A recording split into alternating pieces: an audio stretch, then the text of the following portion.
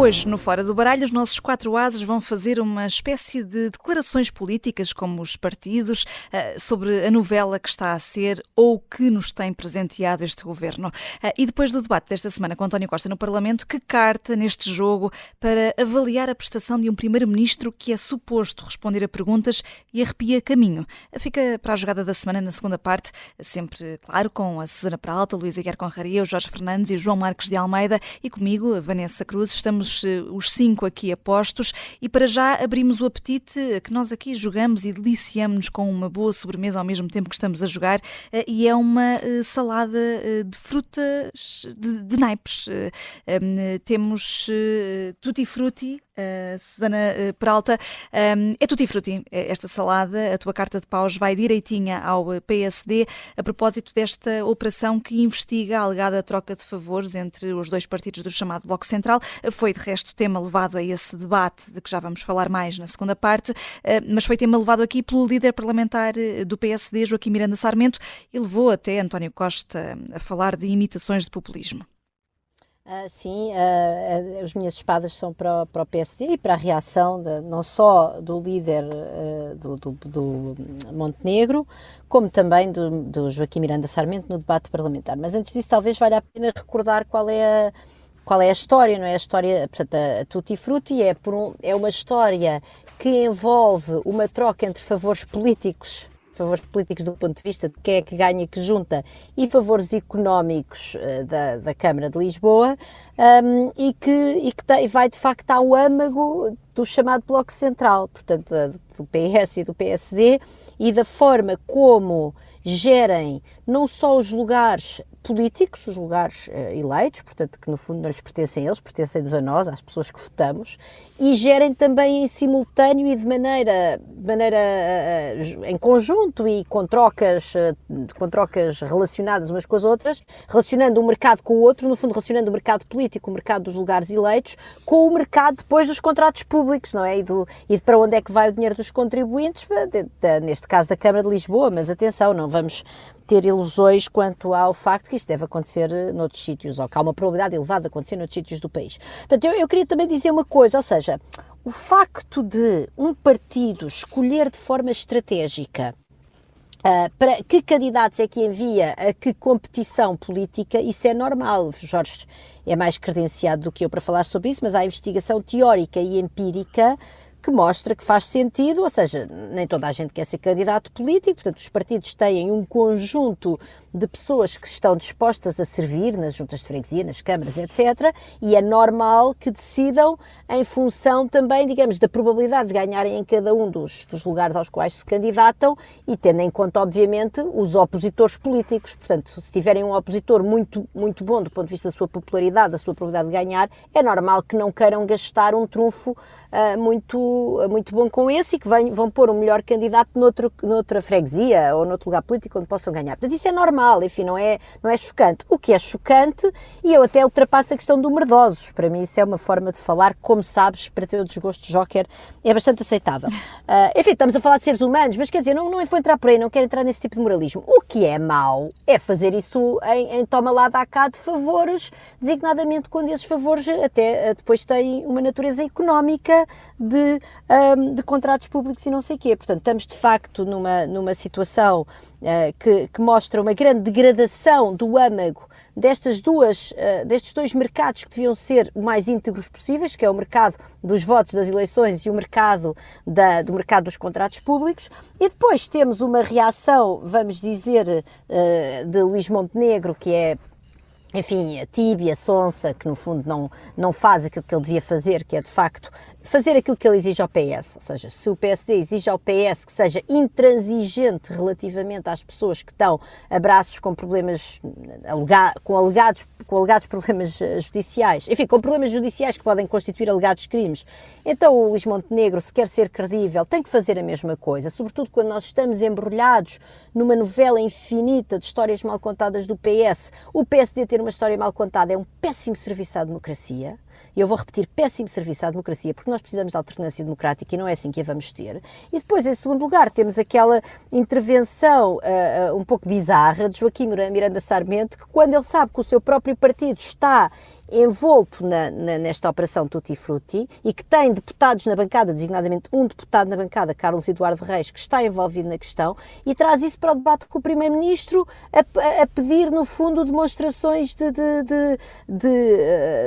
atitudes mais musculadas ao Primeiro-Ministro sem que o seu próprio partido o faça. Portanto, isso é verdadeiramente bizarro e depois é evidente que na imprensa surgiu a possibilidade de Miranda Sarmento estar apenas a tentar lavar roupa suja dentro do seu próprio partido e fazer uma limpeza ao ruirriísmo ou não sei o quê. Mas quer dizer, aquilo era um momento de debate com o Primeiro-Ministro e havia questões importantíssimas para confrontar. Deixa-me só dizer já agora, Susana Peralta, que da parte do PSD, o Presidente do Conselho de Jurisdição esteve hoje no Explicador, aqui na Rádio Observadora, José Matos Correia, defendeu que o partido tem de ser implacável ao adotar sanções, caso se confirmem essas suspeitas aqui neste processo Tutti Frutti.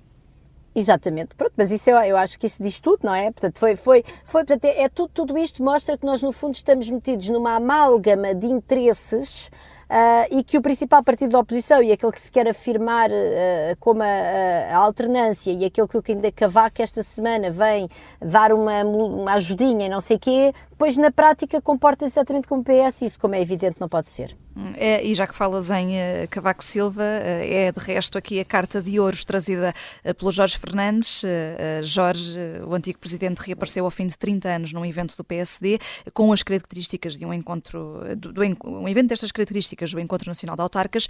Tinha aberto só uma raríssima exceção em 2017 para a Universidade de Verão do partido e lá está, bastante duro com o governo. Diz que passa os dias a mentir e que nunca pensou que era possível descer tão baixo em matéria de ética. Esteve bem, portanto, sim. Cavaco Silva, para ti? Acho que eu ia a isso no final da intervenção, mas até posso começar por aí.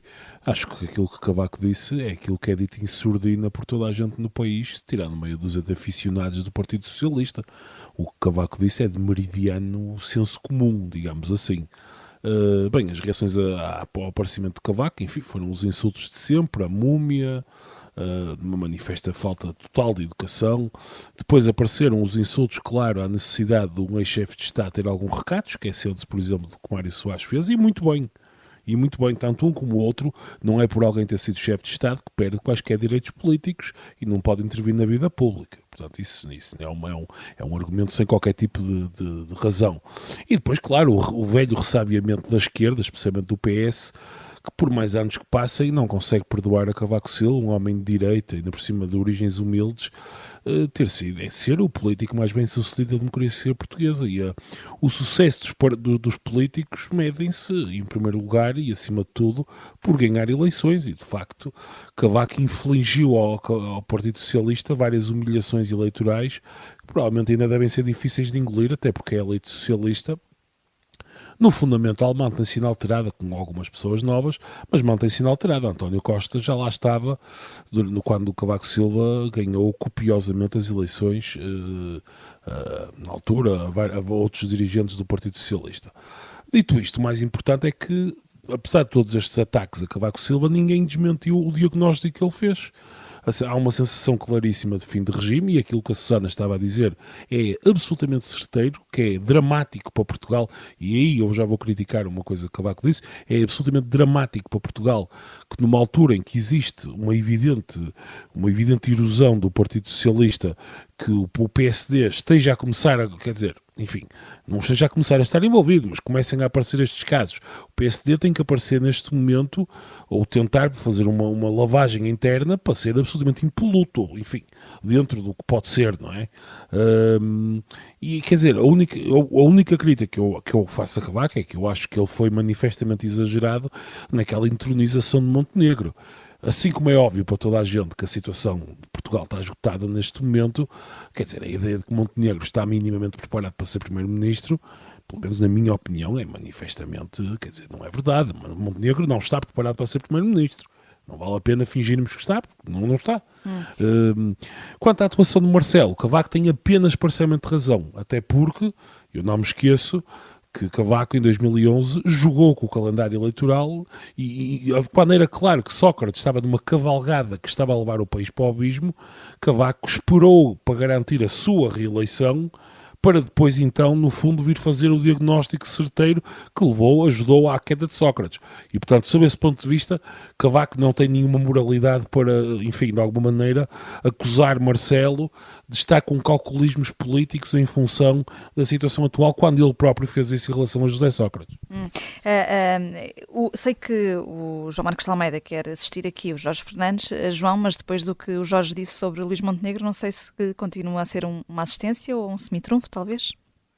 Não, eu assisto em relação ao que o Jorge disse em relação ao Cavaco. Aliás, eu escrevi isso também no último artigo no Observador portanto, não tenho que repetir o que o Jorge disse. Aceito completamente, partilho completamente os ouros do Cavaco, do Jorge, e também elogio a intervenção de Cavaco.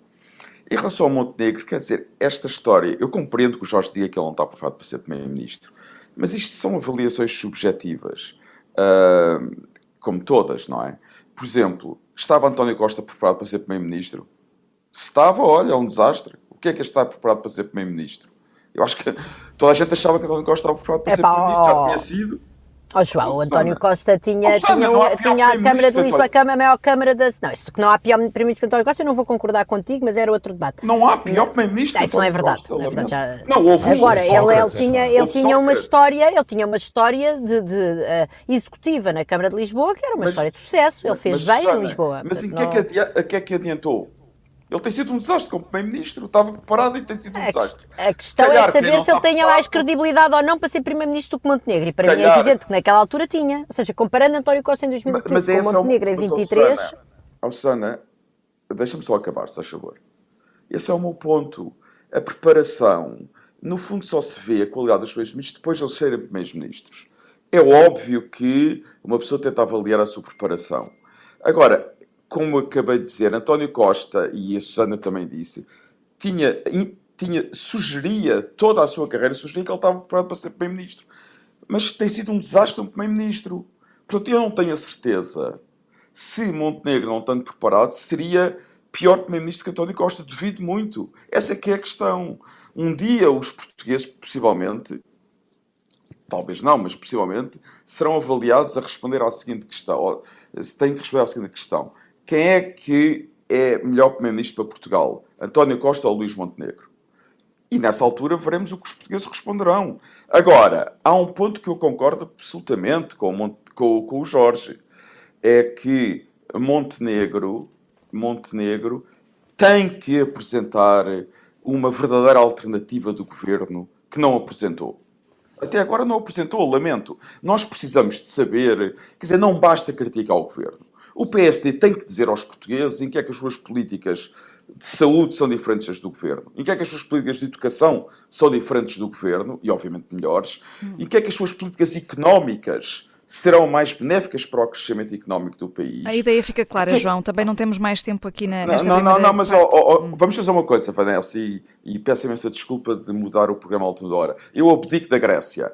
E deixa-me só continuar, que eu acho que isto é mais importante agora que a Grécia. Estou a dar razão a vocês todos, estão-me sempre a dizer para não falar de política internacional, política europeia, então agora vou só falar de política portuguesa e abdico da Carta da Grécia, e a Grécia, olha, é ótimo para passar férias. Sim, tu tinhas aqui ouros para a vitória eleitoral da nova democracia na Grécia. Exatamente, vou abdicar disso e vou continuar. Porque isso também ia dar bulha, portanto até não é mau abdicar, senão a Vanessa ia ter aqui um problema de gestão de tempos, coitadinha da Vanessa. De qualquer modo, um minuto, porque ainda faltam nem por Susana não me deixa falar. Um minuto, João, um minuto. Estava a dizer, e é muito importante também que o PSD fale do tema da degradação da democracia em Portugal e o que é que está preparado a fazer para reverter essa degradação. E aqui eu estou de acordo com a Susana, que acho que até agora a reação do PSD não foi a que devia ter sido em relação ao que se passou em Lisboa. Eu acho que se confirmar o que se passou em Lisboa é inaceitável. E digo mais, a direção do PSD tem que aproveitar para fazer uma remodelação do PSD de Lisboa. Quer dizer, estas coisas não se podem aceitar. Isto não se pode aceitar porque, no fundo, se o PSD não faz nada e a sério, está a mostrar aos portugueses que é cúmplice do PS em práticas que são muito negativas para a democracia portuguesa. Portanto, eu queria deixar este apelo à direção do PSD para levarem isto muito a sério, para tomarem as medidas que tenham que tomar, por mais duras que sejam, e se for necessário, afastar quem tem que afastar na Distrital e na Conselhia de Lisboa do PSD. Porque, em última análise, quem vai beneficiar destes problemas todos são os partidos mais extremistas. Ninguém tenha dúvidas nenhumas sobre isso. Apelo e, portanto, feito, o PSD João. tem aqui uma oportunidade muito importante de mostrar que é diferente do PS. E é isso que eu quero que o PSD mostre, que é completamente diferente do PS. Aqui é um apelo muito bem vincado pelo João Marcos de Almeida. Falta só uma carta de paus trazida aqui pelo Luís Aguiar Conraria. E Luís, vamos voar outra vez, temos voado muito no Fora do Baralho, aqui a propósito da carta aberta com 25 signatários que pedem que a TAP se mantenha pública. E os paus são para o abaixo-assinado, porque, quer dizer, apesar de tudo e depois de tanta coisa que se passou, estava à espera que o texto, aquilo não é muito mais do que um texto de opinião, que tivesse algum tipo de novidades, algum tipo de argumentos. Mas não, uma pessoa vai ler o artigo, são os mesmos argumentos estafados de sempre, estão mais que respondidos. A própria aqui, a nossa Susana, já desmontou muitos deles. Aliás, alguns dos argumentos que eles apresentam, eles próprios os desmontam. Deixa agora essa piada aqui a em que eles dizem, em que eles falam dos milhões de passageiros que a TAP transportou, como se a TAP desaparecesse não fossem substituídos por outras companhias, mas depois dizem 1 em cada 3 passageiros dos aeroportos nacionais são transportados pela TAP. Se 1 em cada 3 são transportados pela TAP, quer dizer que 2 em cada 3 são transportados por outras companhias, quer dizer. E, portanto, se desaparecesse a TAP, facilmente conseguiam arranjar-se uma alternativa para 1/3 do mercado que ficava a faltar. Mas pronto, apesar de tudo, o signatário principal é o António Pedro Vasconcelos, que já aqui falámos por causa daquele movimento que ele lançou de não tapa os olhos, e o argumento verdadeiramente novo veio à noite, no telejornal. Portanto, Vanessa, vou-te pedir para passares o som. Estamos sujeitos a que amanhã os aviões se chamem Goethe, Nietzsche, Mahler, sei lá, e atenção que eu sou fã da cultura alemã, não me entendam mal, não é? Ou que se chamem Cervantes, ou eu sou fã também, mas nós, a TAP é portuguesa, transportes aéreos portugueses. Quer dizer, isto dá vontade de dar copas a este sentimentalismo todo. Mas quer dizer, ao fim de... mas não podemos dar copas, não é? Pelos motivos que serão claros no fim do programa. Mas quer dizer, mas depois de se empatarem... Eu chamo tontice, só que tu chamas sentimentalismo. Sim, tontice total. Mas depois de se enterrarem 3 mil milhões de euros na TAP, vir com estas palermices completamente etéreas e sem interesse nenhum, que ainda por cima estão erradas, porque é evidente que se a Lufthansa comprar a TAP e a TAP continuar com o nome TAP, continuarão a pôr nomes portugueses por uma questão de marketing. Portanto, mas independentemente de estarem errados, quer dizer, ao fim, não sei, parece que está tudo maluco. Quer dizer, não sei, parece que neste momento somos um país de malucos, quer dizer, não há muito mais a dizer. Não há muito mais a dizer e também não temos mais tempo nesta primeira parte. As copas do Fora do Baralho, como dizia o Luís, ficam bem guardadas para daqui a pouco para a jogada da semana. Até já.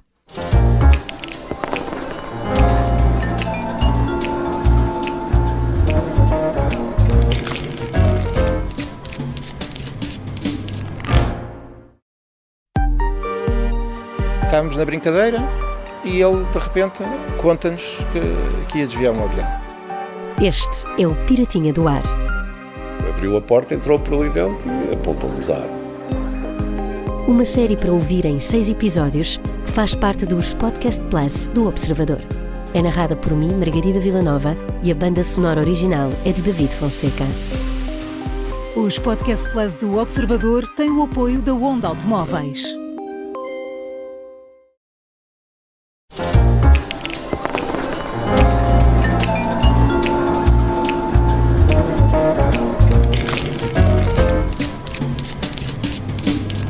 Não foi uma nem duas vezes, seja sobre o SIS ou sobre as reuniões no Parlamento e por mais tentativas feitas pelos deputados, e fizeram muitas, António Costa fugiu às perguntas no debate desta semana no Parlamento. Não quis jogar o jogo de pergunta e resposta, que era suposto, e aqui, na jogada da semana, vamos falar sobre isso e fazer uma avaliação política.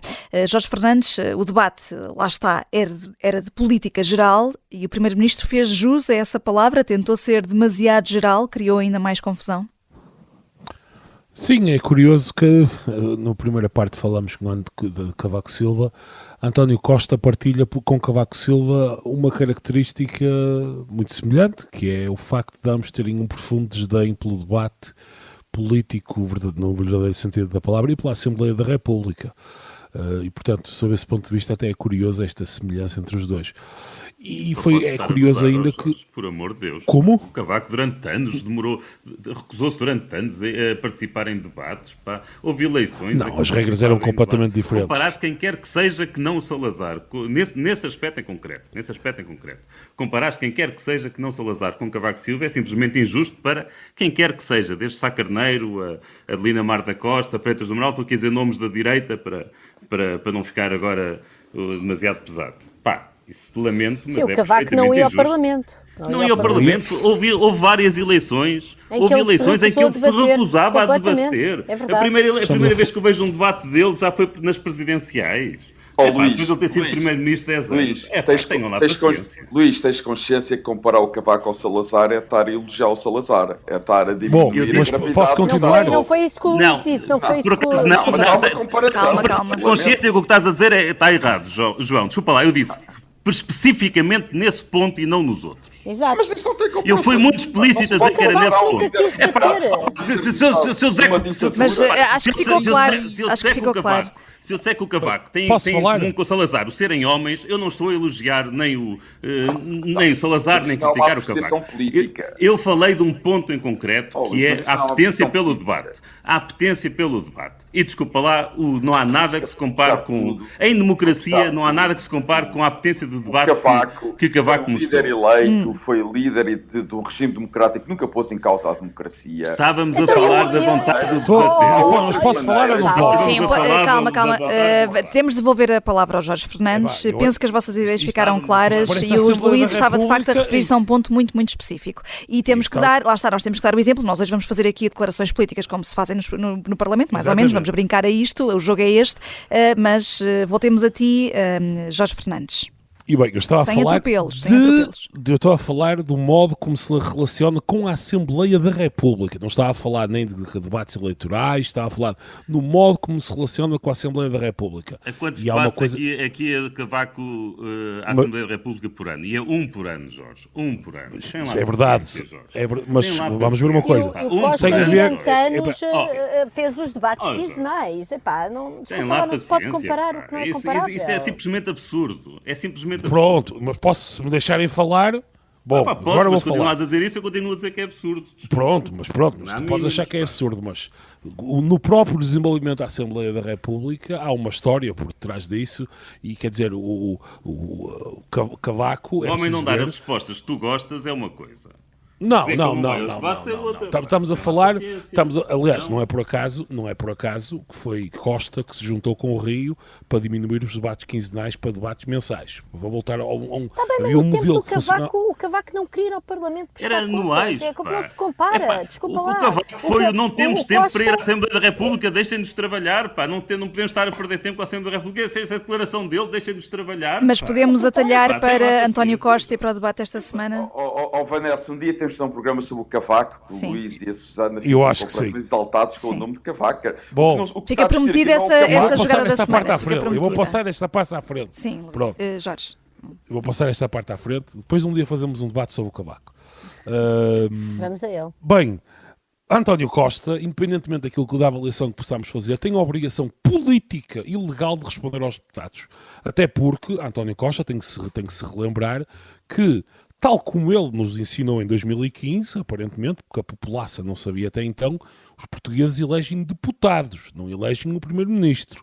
Os portugueses elegem deputados e toda a legitimidade política, formal, etc., de António Costa deriva da Assembleia da República. É a Assembleia da República que o elege e que o mantém no poder. E o debate desta semana mostrou o profundo desprezo que António Costa tem pela Assembleia da República. Quer dizer, António Costa não pode responder apenas aquilo que lhe convém ou dizer umas coisas vagas e abstratas, fingindo que responde e deixando no ar muito mais dúvidas que certezas. Por exemplo, à pergunta concreta sobre o telefonema de Galama a Mendonça Mendes, e Mendonça Mendes pertence de resto formalmente ao gabinete do Primeiro-Ministro, António Costa pura e simplesmente recusou-se a responder. Recusou-se, simplesmente. Eu confesso que nem consigo perceber muito bem a estratégia dele, porque se eventualmente conseguisse deixar a história do SIS e de Galamba mais ou menos resolvida no plenário, com algumas respostas que podiam não ser, digamos, muito detalhadas, mas que de alguma maneira, enfim, conseguissem aplacar as principais dúvidas que existem na opinião pública e na oposição, a probabilidade da criação de uma comissão parlamentar de inquérito a esta matéria seria muito menor. Com esta fuga para a frente, o Costa o que está a fazer é aguçar ainda mais a vontade da oposição em criar uma comissão parlamentar de inquérito, porque há uma evidente sensação de qualquer coisa que está a ser escondida. E, portanto, eu vou voltar a repetir, eu sei que vocês discordam, e um dia podemos ter um debate sobre isto. António Costa tem um profundo desprezo pelo Parlamento e, sob esse ponto de vista, é igual a Cavaco. E deixem-me só relembrar uma coisa.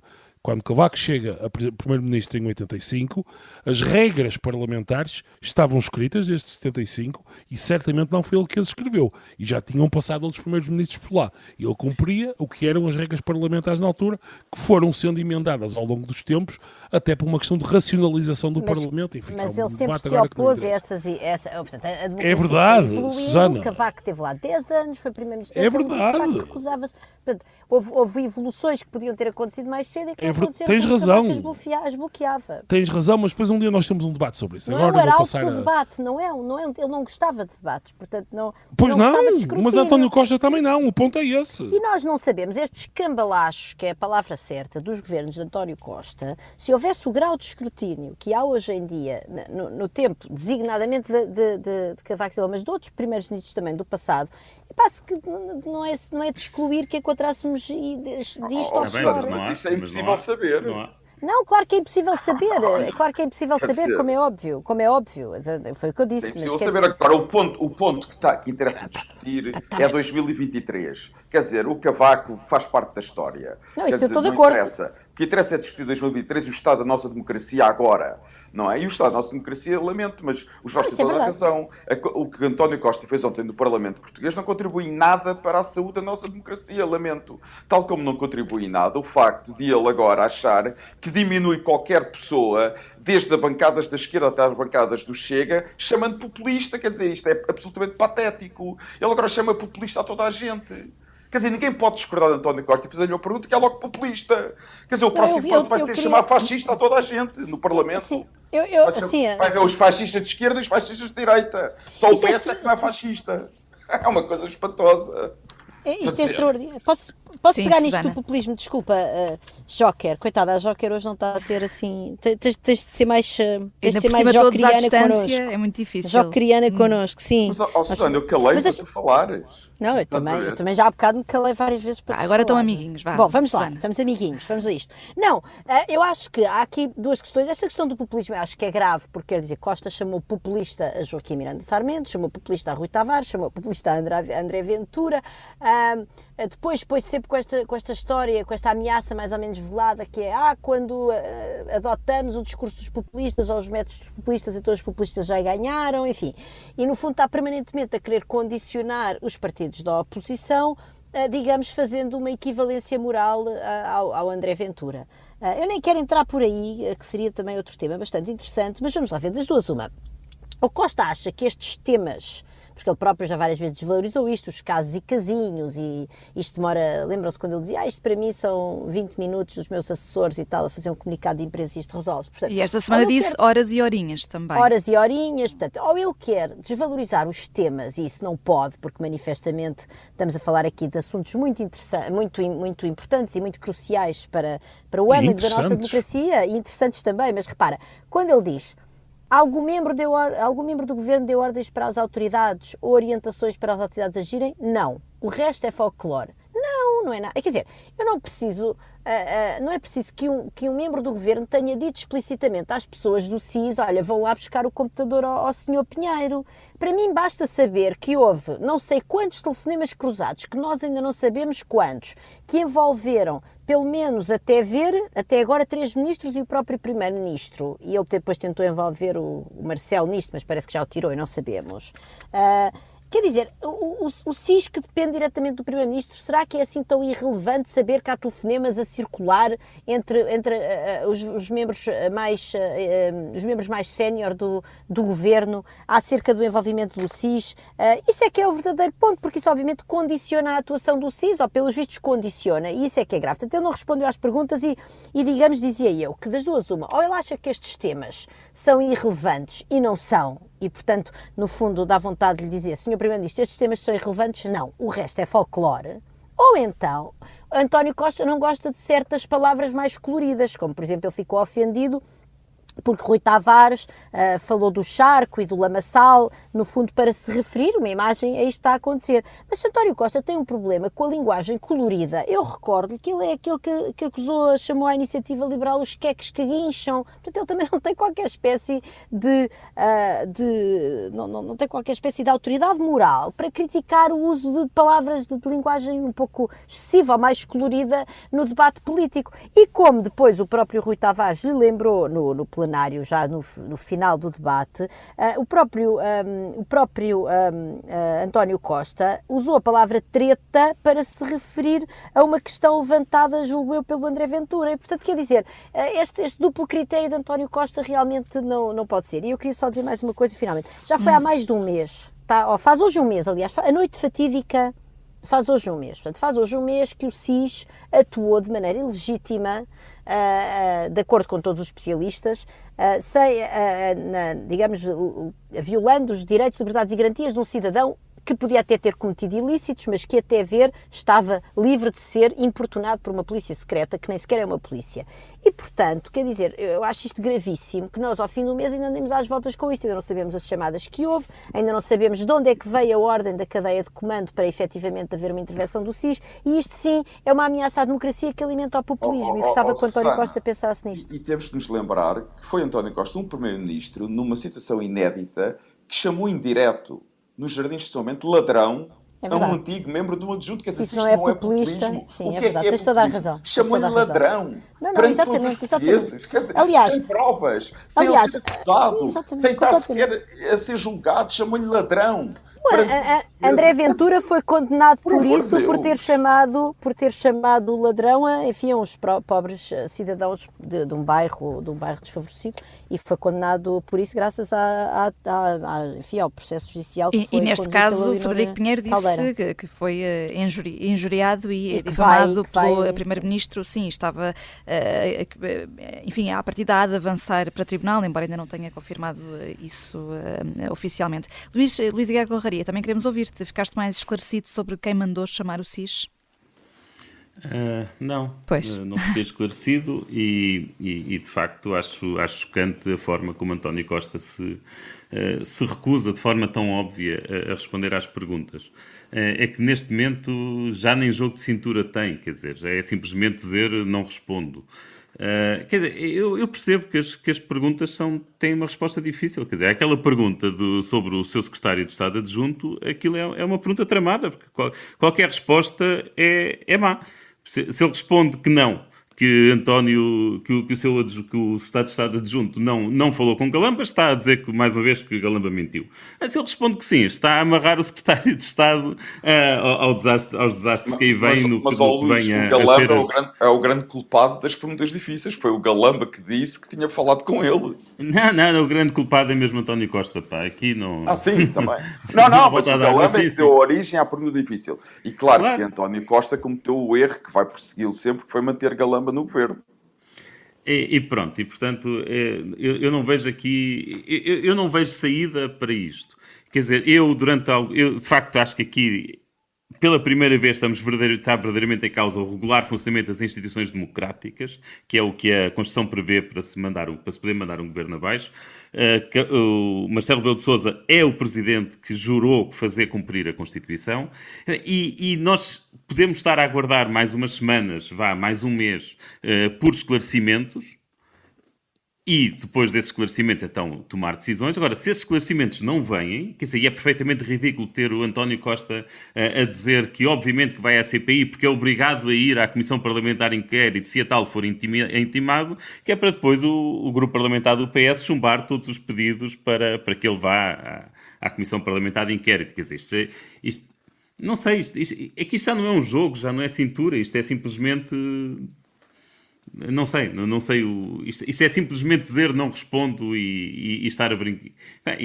Isto não é brincar, quer dizer, isto é tão ofensivo que eu começo a ficar sem palavras. Mas, de facto, acho que a bola começa a passar para Marcelo Rebelo de Sousa. Se nós continuamos mais umas semanas sem termos sequer a capacidade de esclarecer o que se passou, a bola está no Marcelo Rebelo de Sousa e ele tem de convocar eleições. Quer dizer, eu não vejo solução para isto, a não ser que isto seja bem esclarecido, eu não vejo solução para isto que não é essa. Se os portugueses quiserem votar no PS, votaram. E se os portugueses quiserem votar no Chega, votam no Chega. Quer dizer, uma pessoa tem de respeitar aquilo em que os portugueses votarem. Sim, e o Presidente, já vamos falar sobre isso também, em julho vai ouvir os partidos e convocar o Conselho de Estado. Mas antes disso, ainda voltando aqui ao debate, só para fecharmos esta parte, João Marcos de Almeida, houve um lapso, se é que podemos chamar assim, do Primeiro-Ministro, que disse primeiro que tinha telefonado a Marcelo Rebelo de Sousa sobre a ativação das secretas, na recuperação desse computador, e depois veio corrigir ainda também durante o debate.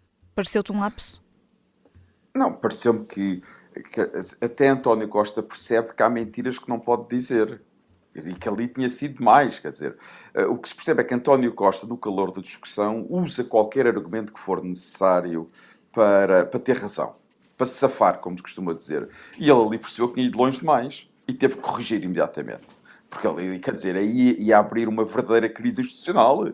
Porque se ele não falou com o Marcelo e disse que falou, como se viu, ele disse que falou, mas depois diz, não, afinal não falei. Agora, explica-me uma coisa. Como é que uma pessoa pode dizer que falou se não falou? Em qualquer circunstância.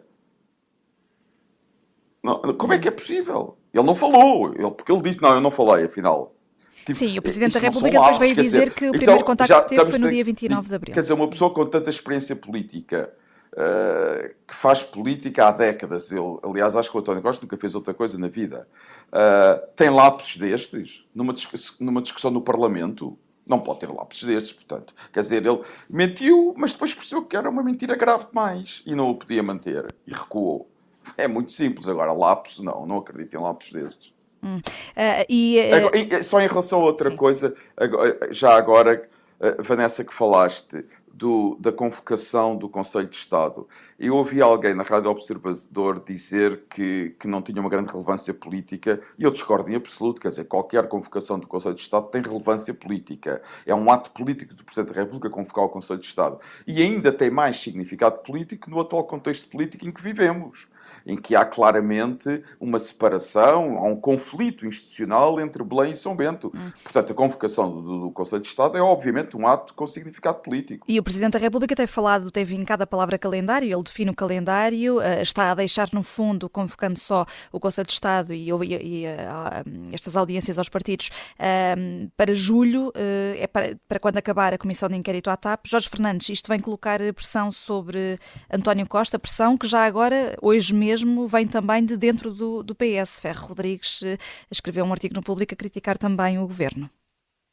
É evidente que, falando de Marcelo Rebelo de Sousa e do Conselho de Estado, é evidente que a escolha da data no final de julho, que vai coincidir com o relatório da Comissão Parlamentar de Inquérito, com as conclusões que serão públicas nessa altura, não é uma coincidência.